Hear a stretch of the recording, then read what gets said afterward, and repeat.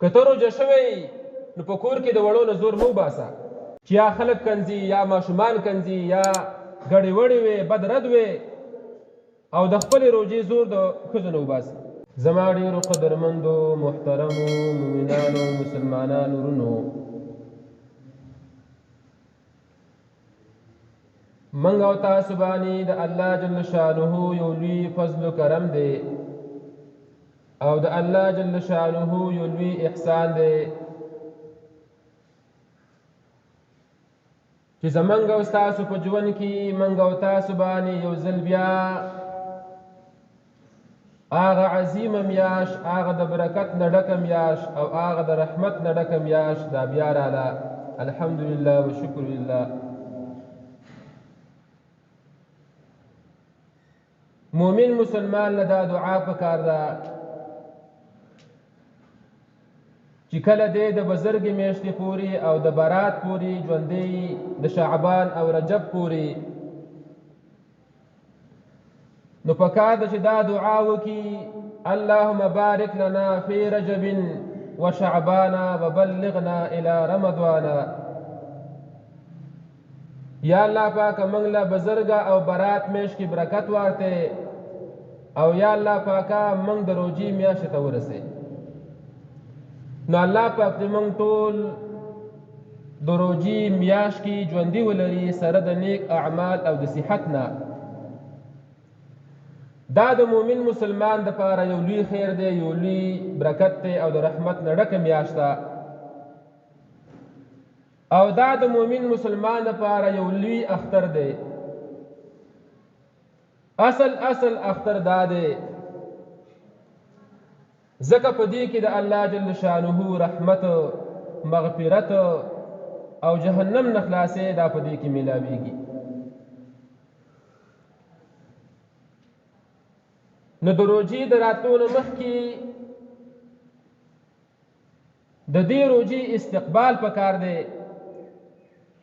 دې روژې ته په خیرالی ویل پکار دي او د یو څو خبرو اهمیت د مخکې نه په ځان کې راوستل پکار دي.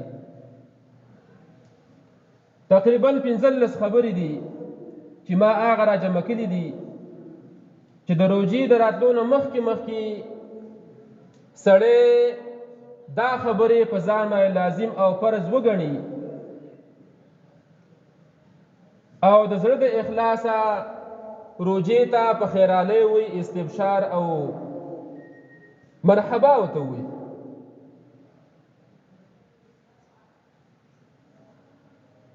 یو خبره په هغې کې دا ده چې مؤمن مسلمان به د روژې د راتلو نه مخکې دا کوشش کوي چې ما ته د الله جل شانه رحمت متوجه شي. زه د الله جل شانه د رحمت زیر تحت وګرځم، ما ته د الله جل شانه نظر د کرم، نظر د رحمت را متوجه شي. د روژې د راتلو نه مخکې به دا مومن مسلمان په دې غم کې دا فکر به ځان څه پیدا کړي، ځکه دا میاشت خو د الله جل شانه د رحمت او د کرم میاشت ده. خو ته دا سوال کوه چې یا الله جل شانه اسې نه زه د الله جل شانه د رحم او د کرم د نظر نه جدا شم. نو داسې یو کار به نه کې چې په هغې باندې ته د الله جل شانه د نظر د رحمت نه او د نظر د کرم نه وغورځېږي. الله دې وساتي. دا وعده او دا دعا او دا سوال د مخکې نه کوه، خاص کر چې کله د روژې مبارکې اولنۍ شپه را روانوي نو په هغې باندې دې خبرې ته خاص خیال پکار دی چې یا الله جل شانه ما باندې خپل ژوند کې هغه بهترینه میاشت راله، خو یا الله جل شانه ما ته د خپل نظر کرم او نظر کرم یا الله پاک متوجه کی. د دې خبرې خیال به موږ او تاسو ټول ساتو ان شاء الله تعالی. ځکه د الله جل شانه داسې رحمت دی، د الله جل شانه داسې نظر د رحمت دی چې من نظر الله الیه فیها لم يعذبه ابدا. ځکه چې چاته الله جل شانه په دې اوله شپه د روژې کې او په دې میاشت کې چاته چې الله جل شانه نظر د کرم وکړو، نظر د رحمت یې ورته وکړو، نو لم يعذبه الله ابدا، الله پاک ټول عمر بیا نه په عذابوي. نو الله پاک دې زمونږه اولنۍ خبره دا شوه چې الله جل شانه دې زمونږ او ستاسو نظر د رحمت او نظر د کرم د الله جل شانه نصیب کړي. دویمه خبره دا ده چې مؤمن مسلمان به په دې پسې درپې او کوشش کی او په جړا او پریاد کې به چې مال الله جل شانه په دې میاشت کې مغفرت، رحمت او جهنم نه خلاصې را نصیب کړي. ځکه د روژې اولنۍ عشره دا د مغفرت ده، د بخښنې ده. نو په دې کې خاص کر د خپلو ګناهونو د معاف کېدو سوال پکار دی. اولنۍ عشره کې ځکه انسان کمزوری دی، ګناهونه تی کېږي، غفلت تی کېږي، بېدبۍ تی کېږي، نسیان تی کېږي، انسان کمزوری دی. نو دا یو موقع موږ له الله جل شانه راکړه چې په دې اولنۍ عشره کې د الله جل شانه نه د مغفرت سوال، په دې کې مغفرت د ګناهونو کېږي. موږ ته د الله جل شانه په دې اولنۍ عشره کې مغفرت د ټولو ګناهونو را نصیب کړي او د ایمان سلامتیا. نو چې تا ته مغفرت وشو نو بیا ته د الله جل شانه د رحمت مستحق وګرځېدې. ځکه چې چاته الله جل شانه بخښنه وکړي نو بیا هغه د الله جل شانه کرم او رحمت هغه ته متوجه شي. نو بیا په دویمه عشره کې د لسمې روژې نه واله شلمې پورې دا 10 روژې چې دي دا د رحمت د الله جل شانه ورځې دي. هغه شپې ورځې دواړه د رحمت د الله جل شانه. نو په دې 10 ورځو کې د الله جل شانه د رحم او د کرم چې د الله جل شانه څومره رحم او کرم دی هغې ته د انسان فکر او سوچ نه رسي. ځکه د الله جل شانه ډېر رحمتونه دي. دنیا ته د الله جل شانه یو رحمت را لېږلی دی او د هغه یو رحمت د برکته دا مؤمنان مسلمانان، دا مور او پلار، بچی او پلار، بچی او مور، ښځه او خاون، کشر او مشر، ګاونډي او کلیوال، دا د هغه یو رحمت د برکته په یو بل باندې رحم او کرم کوي او ښه سړیتوب کوي. او نور هغه ټول رحمتونه چې دي الله جل شانه هغه ورځ د قیامت ته رسو کړي دي، هغه نور رحمتونه د الله جل شانه به په ورځ د رحمت باندې په ورځ د قیامت کې راښکاره کېږي. د الله جل شانه کرم او د الله جل شانه رحم دا دریاب ډیر بے پایان دریاب دی. که یو مؤمن مسلمانی او د غرونو منګه ګناهونه کړي، ډیر ګناهګاری او ډیر په ګناهونو کې لطپتی، خو چې لیکن دی د الله جل شانه په در کې وجاړي او خاص کر په دې میاشت کې او په صدق دل باندې توبه وباسي نو بالکل الله جل شانه ګناهونه معاف کوي، دته الله جل شانه مغفرت نصیب کوي.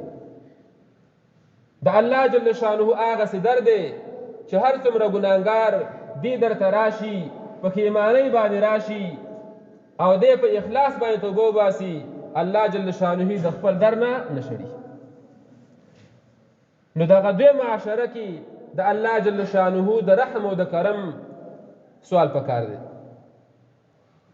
او بیا دریمه عشره کې چې کومې اخرنۍ 10 ورځې دي په هغه کې بیا عتق من النار د جهنم نه خلاصې مؤمن مسلمان ته ملاویږي.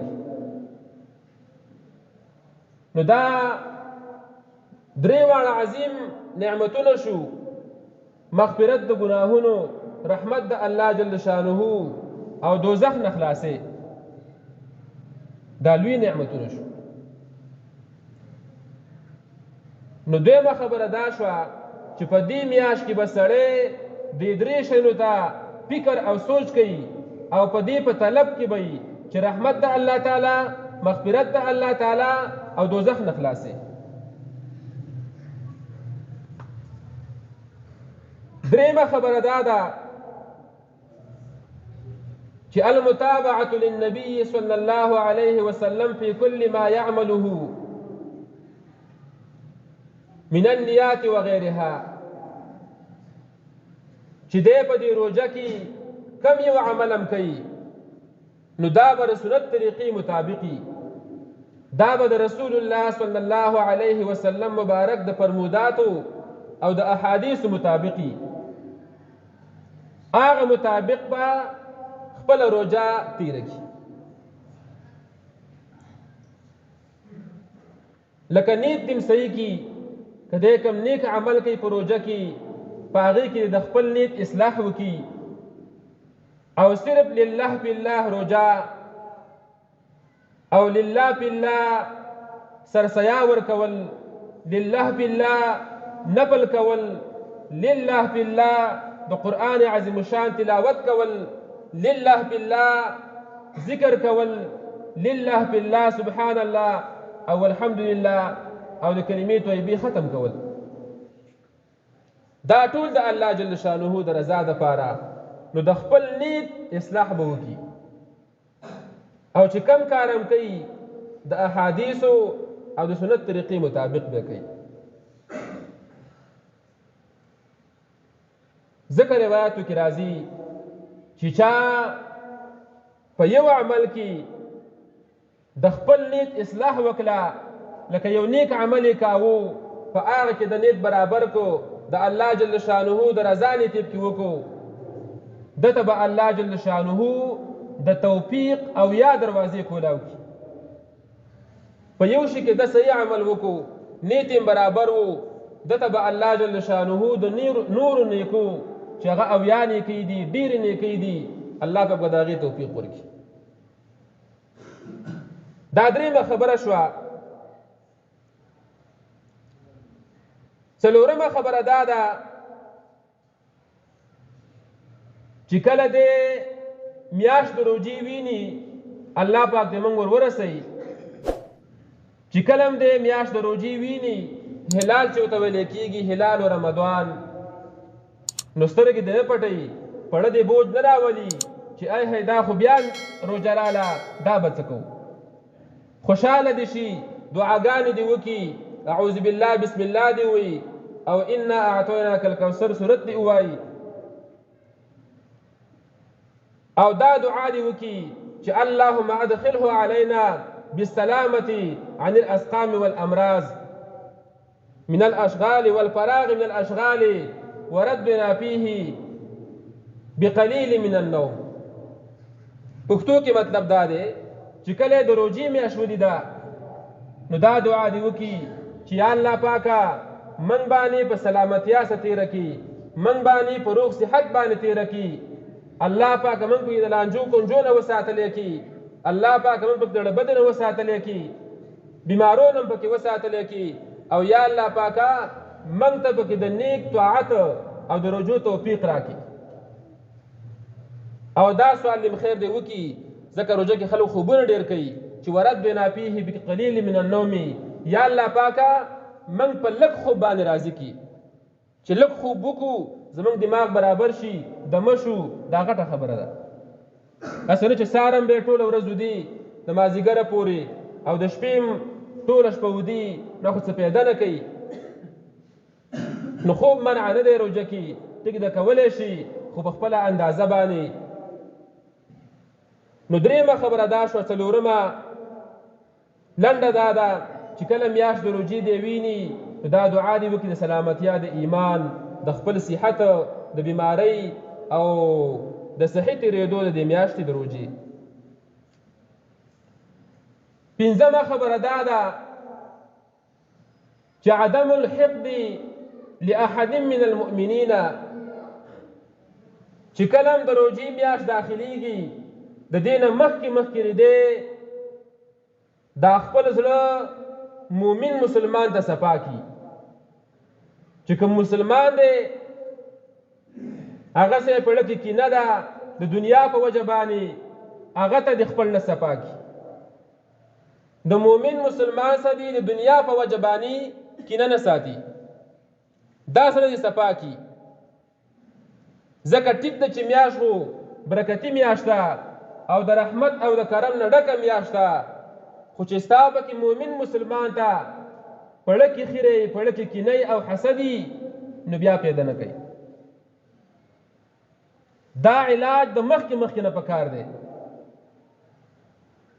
چې روژه تېره شي. زمونږ خلک اکثر اول خو چې دنیا په سر ړبه دی، اول خو پخلا کېږي نه، او که پخلا شي ټول روژه په خفګان کې وباسي، په یو بل سلام هم نه کوي، یو بل څه خبر هم نه کوي، چې بیا د اختر ورځ شي نو ډېر په زورونو باندې اله یو لاس یو بل له ورکي یا پې سلام وکړي. نو هلکه تا خو د هغه رحمت او د کرم میاشت ځان نه په زول بوسته. نو عرض مې دا کاو چې پنځمه خبره دا شوه چې د روژې راتلو نه مخکې به د مؤمن مسلمان ته خپل زړه صفا کي، کینه او حسد به نه کوي. ځکه عبدالله بن مسعود رضی الله تعالی عنه مبارک فرمایي چاته تپوس وکړو وی تاسو به د روژې استقبال څنګه کاوه؟ کیف تستقبلون رمضان؟ تاسو د روژې او د رمضان استقبال څنګه کاوه په خیراله؟ هغه ورته وویل چې من کې یو صحابي هم داسې نه و رضی الله چې ګنې هغه استقبال د روژې کلی وي او په لکه ګنې بل مسلمان ته خیره او کینه وه. اول به هغه خیره او کینه ختمه کړه، بیا به روژې ته استقبال په خیرالی و. شپږمه خبره دا شوه چې اهتمام التقوا الظاهر والباطن، په دې روژه کې د تقوا او د پرهیزګارۍ د پرهیز اهتمام پکار دی چې د روژې راتلو نه مخکې ځان سره دا وعده وکړي چې زه به دې روژه کې تقوا پرهیزګارۍ اختیاروم، زه به په وخت باندې لمونځ اودس کوم، تراویح به کوم، جماعت ته به ځم، جمع سره لمونځ کوم، دروغ به نه وایم، غیبت به نه کوم، چغلي به نه کوم، او حلال به خورم، حرام به نه خورم، خپل حق به استعمالوم، پردی حق به نه استعمالوم.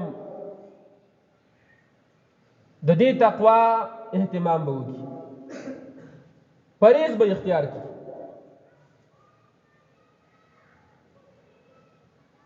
دا شپږمه خبره شوه چې په دې روژه کې به خاص کر تقوا ته دی متوجه شي. اومه خبره دا ده چې دا شهر المواسات ده، د احسان او د ښېګڼې میاشت ده. نو د فقیرانو، غریبانو، ملنګانو او کمزورو خلکو سبا، یتیمانو سبا دی مرسته کوي، د هغو سره به همدردي کوي. همدردي یوازې دا نه ده چې خامخا پیسې ورکا، هغو ته یو ښه خبره ورکا، یو ډاډګیرنه ورکا، یو تسلي ورکا، که یتیمې په سر باندې لاس راکاږه، ښې خبرې ورته وکړه، او که وس دې کېږي صدقه هم پرې وکړه، ځکه روژه ده دې کې لوی اجر دی.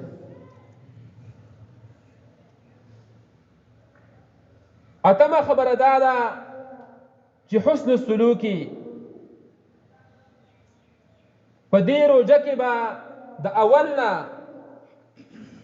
د حسن سلوک اختیار کی، ښه اخلاق به اختیار کی، بهترین اخلاق به اختیار کی. داسې به نه کوي چې روژه شي او په تندي 12 بجاوي روژې خپله نیولي زور به ستا نه وباسي. داسې به نه کوي. دا روژه په هر چا ځان له فرض ده.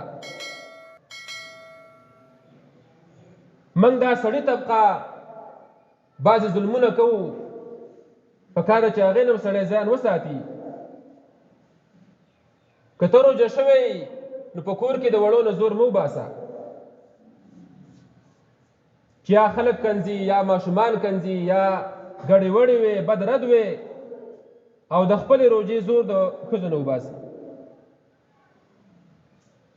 ګزاره په کار ده، ناکام په کار دی. ذکر زنانم دا کمزورې قوم دی، ضعیف قوم دی، زما ستا په کور کې زما ستا خدمت کوي، نو خیر دی دیو سره گزاره پکار ده. نو حسن سلوک ښه اخلاق هم په کور کې، هم بار په گاونډ کې، هم په جماعت کې، هم په دیره کې. حتی دا چې دومره حکم په حدیثو کې راغلی چې که تا ته یو چا د باندې ګزاره م وکړو، تا ته چا بد رده م وویل، نو تو ته کنځل مه کوه، بیرته پې ګزار مه کوه. نو فلیقل انی صائم انی صائم. تو ته دا ووایه چې یاره زه خو روژه یم، ته خو بد رد ووه، دا مرداره خوله یې ده او څښا خوله یې ده، هغه ته خیر دی مه ووایه. زه خو روژه یم، زما روژه خرابېږي، او چې ته هر څه وې هغه ووایه. بهترین اخلاق پکار دي او نرمي پکار ده. دا نه اتمه خبره شوه. نهمه خبره چې دا هغه دا ده چې کوم شی د روژې سره نه جمع کېږي د هغې نه به ځان ساتي. لکه غیبت د مؤمن مسلمان دا حرام او منع دی، نو روژه په خوله باندې غیبت کول دا منع او حرام دی، ستا روژه پې خرابېږي. دې نه به ځان ساتي. چغلي به نه کې، دې نه به ځان ساتي. منافقت به نه کې، دې نه به ځان ساتي. دا هغه مناهي د څه هم دي، منع کارونه د روژې دي، دې نه به ځان ساتي.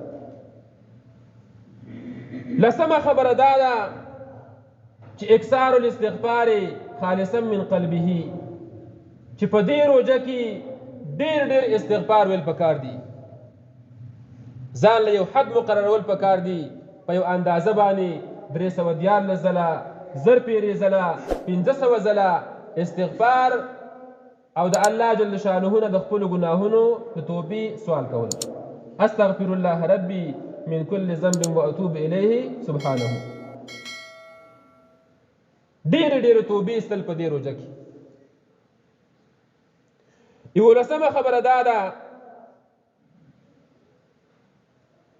چې الاستحلال من حق الغیر، که تا باندې د بل چا حقي د هغې نه ځان حلال کو، ځان ته وزګار کا. تا خو روژه ونیوله،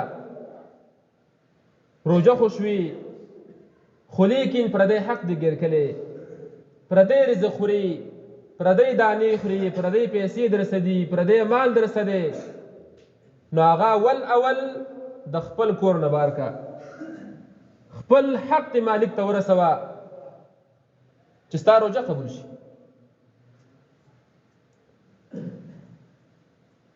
او 12مه خبره دا ده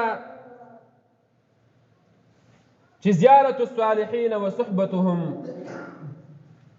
د نیکانو خلکو او د نیکانو علماو، د دینداره پرهیزګارانو خلکو، د بزرګانو، د هغو ملاقات ته ورتلل، د هغو صحبت ته ورتلل، دا هم ډېره عظیم پیدا کوي. دا پکې اختیار کړي.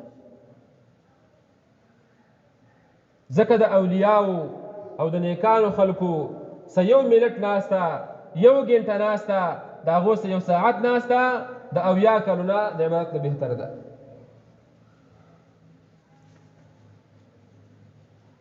او آخرنۍ خبره دا ده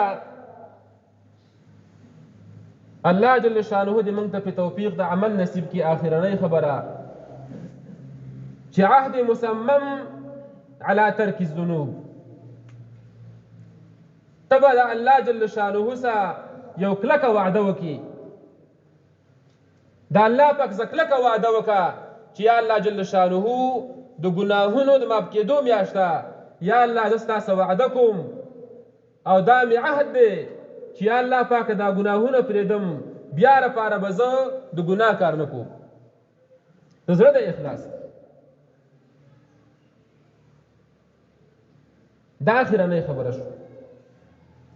نو الله پاک ته موږ ته په دې خبرو د توفیق د عمل راکړي او الله پاک ته موږ ته دا خبرې په زړه کې راکوزي کړي، ځکه تر څو پورې چې خبرې زړه ته کوزي نه شي، د زړه هغه لوښی کولاو نه وي، نو بیا هیڅ پیدا نه کوي.